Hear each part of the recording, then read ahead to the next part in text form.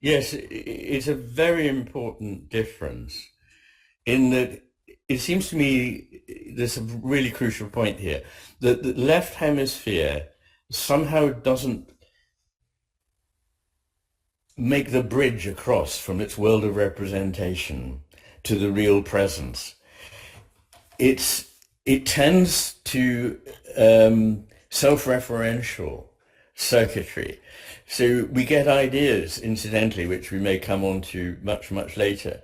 A popular idea now is that actually all the things we think from our senses, we are contacting reality. We're not. We are shut off in a windowless, padded cell somewhere inside the head. This is a typical left hemisphere misunderstanding of what's. If you ask the left hemisphere to try and understand what it's experiencing, it will say, "Oh, it's something I made up inside me. It's not really out there." And the same thing is happens with language. So in the last 100 years with de Saussure and so on, it became a kind of a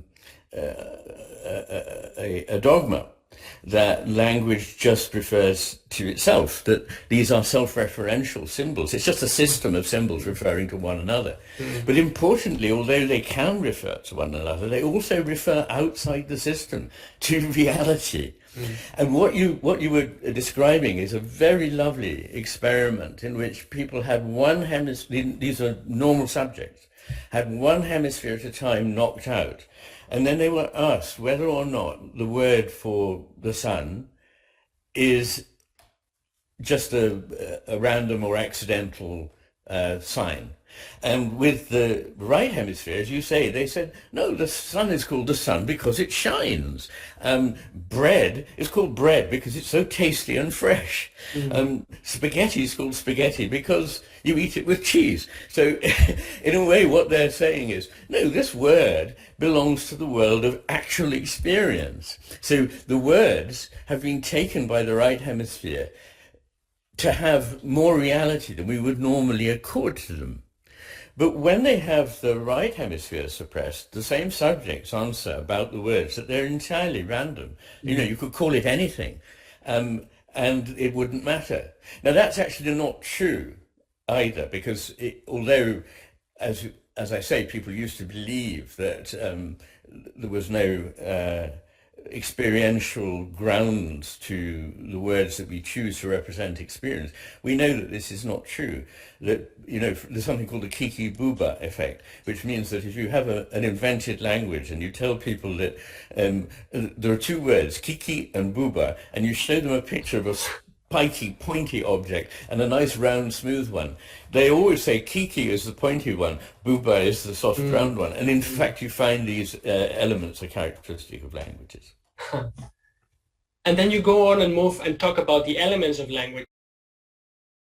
The three elements that the right hemisphere, above all, is able to support are pragmatics, which is the understanding of an utterance in context, understanding what this particular phrase or sentence means given the context in which it's uttered.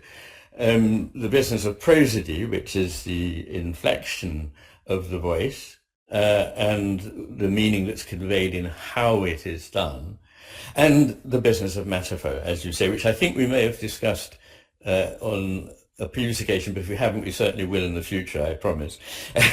But semantics and syntax are elements that the right hemisphere also has, but they're stronger in the left hemisphere, whereas the elements that I've just described, Matter5, prosody and pragmatics, are more or less a closed book, if you like, to use that metaphor, for the left hemisphere.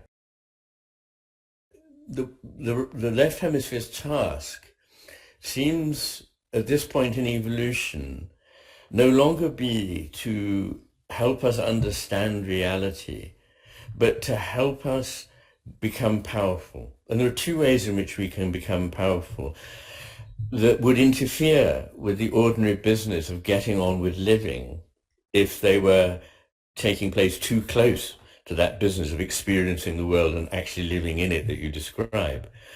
And those two things are to be able to grasp and use, which we can do better than any other animal by a factor of many orders of magnitude, And the other is to be able to create an abstract schema of it, which enables us to see an overview and to see what I need to do tactically is this rather than that.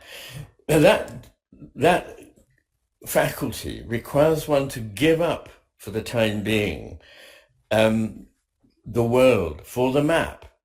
A map is as powerful as it is only because it leaves most of the world out. So what has happened is that over evolution, the left hemisphere has become increasingly specialized, particularly recently in evolution, increasingly specialized in not keeping us in touch with and moving about in the world in the way that it in the history of evolution has done, but it's been taken as a specialized unit, something like a computer. I always resist the notion that the brain is like a computer. It absolutely isn't, but that's not what I'm saying. What I'm saying is the relationship between the right hemisphere and the left hemisphere is rather like the relationship we have with a computer, in that the computer doesn't know what we know, but it can carry out procedures that are familiar and routine and carry them out fast. And then we take the information back into the real world with the right hemisphere. So the right hemisphere, it carries on being the mainstay in reality, but when it's damaged, the left hemisphere is completely at sea. It believes the most extraordinary things that nobody in their right mind would ever consider. And we